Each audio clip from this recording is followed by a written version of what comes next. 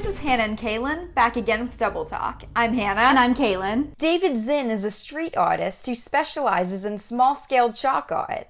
Every character David creates, from a sidewalk tennis ball collector pup named Rufus to a green troll called Alice, has a name and a backstory. David's growing world of chalk characters has amassed 1.2 million followers on Instagram and counting, and his fans have described his unique gift of turning a mark in the pavement into an adorable character that seems to jump off the concrete as everything from uplifting to supernatural. Listen in as we chat with David about his process, his inspiration behind his work, and if social media photos do his 3D art justice. Your art style is absolutely mind-boggling for somebody like us who doesn't even know from a technical perspective how you make art look three-dimensional, especially through chalk. I don't know how your journey as an artist began, but at what point did you think, not only am I going to make chalk art, but I want it to jump off of the sidewalk? It was because it was drawn on the sidewalk that it sort of crept in as being a natural thing to make it three-dimensional. Because, and this was a late discovery for me, I made a lot of art before I discovered drawing on the sidewalk. But when I started drawing on the sidewalk, suddenly whatever you drew, instead of being inside a box of a canvas or a piece of paper, it was part of the real world. It was in the context of everything else around you. And once you get to that point, it just feels natural to want to try to make it look as real as possible because it's already part of your world in a way that regular art isn't. There wouldn't be much point in making the Mona Lisa three-dimensional because she's stuck inside that frame. It really only looks real because it is there on the street with like benches and things around it and light poles. It took me a while actually to realize my very earliest drawings, I was photographing from such a close distance that even if I did try to make them look three-dimensional, you couldn't tell they were on the street. And I've learned since then to pull back a little bit and include some context, because otherwise, from very close, the sidewalk just looks like a dirty piece of paper. Do you feel that photos and videos of your art does it justice, or how different is the experience of seeing your art in person? The awkward truth is that these drawings, especially the three-dimensionality of these drawings, works much better in a photograph. Oh, does it? In real life. So the photograph is the ideal version to see because the trick relies on a very specific point of view. That's basically all it involves, is designing a drawing that is intended to be viewed from a very specific perspective. And even in real life, when you look at it, even when you're standing in the right place, because your two eyes are a few inches apart, you're actually not able to see things from one perfect point of view because each eye is seeing a slightly different picture, which is relevant because that's how we have three-dimensional sight as human beings, because you're always seeing two slightly different pictures, which your brain then combines into knowing that that person is not a tiny pixie, they're just a full-size person that's far away. So the camera luckily only has one eye and it believes everything it sees. So when you take a picture from that one perfect point of view, that's what's really going to make it look real. A lot of people, when they have seen my art in real life, if they don't know the right place to stand, they might be a little bit confused as to what the fuss is about. How do you achieve that 3D look with chalk, though? Is there a simple way to explain it technically? I hope so, because it's a question that I like to try to answer. And I haven't found many simple descriptions of it, even though it's a trick that's been used for hundreds of years. And it even has a name, so you can look it up if you want. It's called anamorphosis.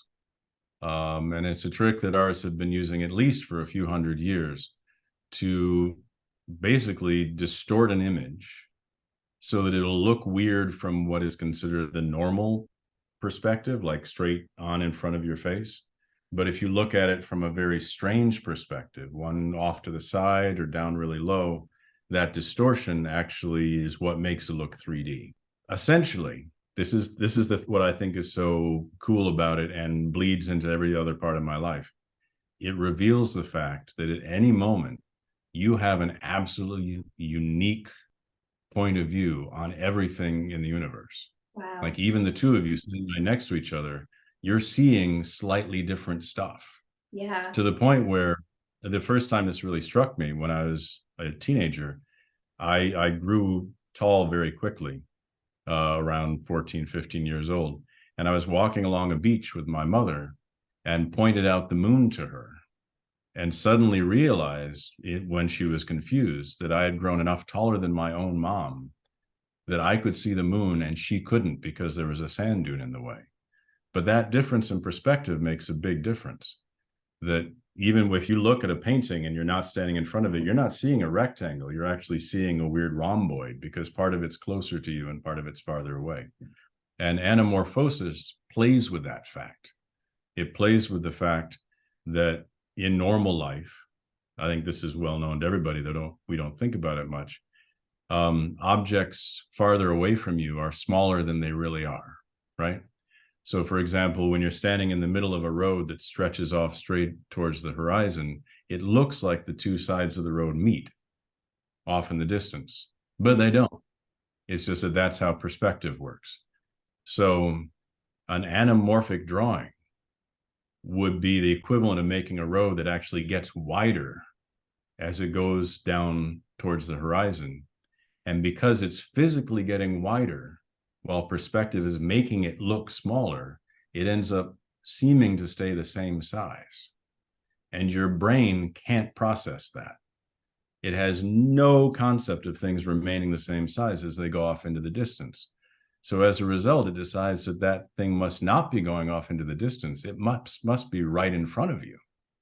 And that's how the 3D trick works, that any anamorphic drawing on the ground is being seen from you a few feet above the ground. So you have a weird angle on it where part of it is closer to you and part of it is farther away.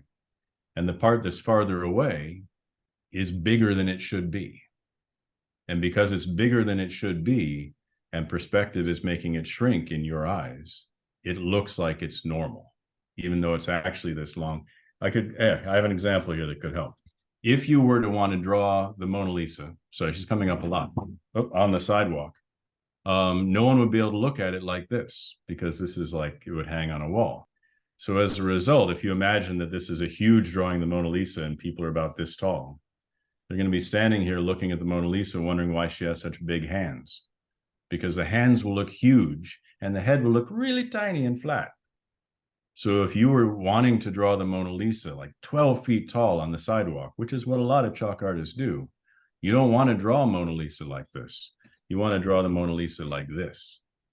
Even though this looks really weird when you're standing in front of it, if it was lying on the ground at your feet, there is one perspective from which she'll look perfectly normal.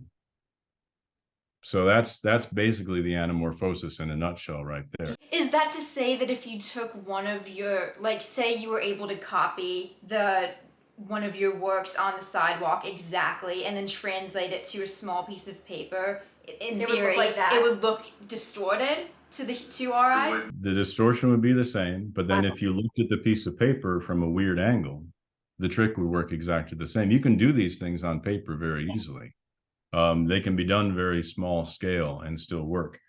So the simplest 3D illusion is just a square, like so, and a smaller square in its bottom corner, and a line connecting their two corners like that. Then the only thing that's missing, and that's why I wanted a piece of charcoal, is of course the shadows. If you take the smallest square and you color it in kind of dark, take this one and color it in kind of dark, but not as dark. Just a little bit of shading, this will be a little wobbly. And then this is a good chance to show the importance of perspective, because to some people, this still isn't going to look like anything but a weird design.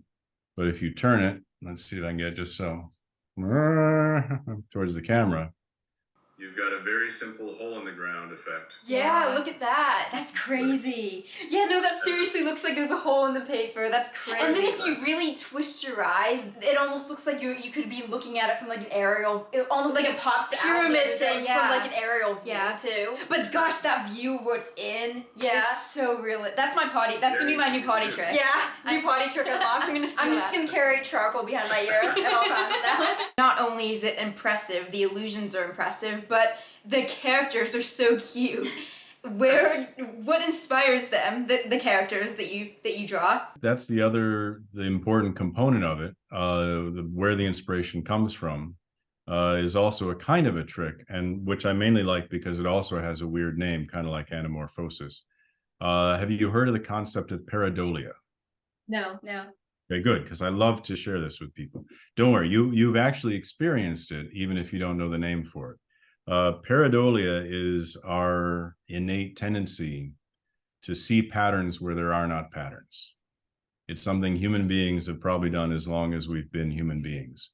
So pareidolia is the reason why you see clouds that look like they're shaped like animals, or why you might see a face in a wallpaper pattern, or the wood grain of a tree. And it's probably responsible for, why we have constellations, because our ancestors would spend all night with no TV to stare at. They just stare at the sky, which is full of stars. And eventually you're going to be bored enough that someone's going to hey, that bunch of stars, that looks like a scorpion. Yeah, it does look like a scorpion. And bing, bango, bango, bango. Now you have a horoscope. So we all do this, just seeing faces in things and seeing meaning in things, which is a weird skill to have, because it's basically the skill of seeing things that aren't there. And with certain kinds of art, like drawing on the sidewalk, you can harness this to find inspiration, because not only can you see a couple of specks on the ground that kind of look like eyes, which I will see anytime you see two pieces of dropped gum that are close together, they look like eyes, because that's what we're used to seeing. But if you have a piece of charcoal behind your ear, or you're carrying a box of chalk, you can add the face. So I think almost everything you've seen that I've drawn on the sidewalk began with something that was already there. And I would say this is true of other media as well. Film and television, almost always, whoever put that story together started with something real, something about their own life or something that they'd observed. Nobody starts from a complete empty void. And so this is this version of that, where every creature that I draw, at least to my mind, I'm drawing what wanted to be there. Because if I tried to draw something else, it wouldn't be happy. And I'd like to think if they look happy, if they look cute, if they look charming, it's because they wanted to be there. And I'm just helping them be more obvious to other people.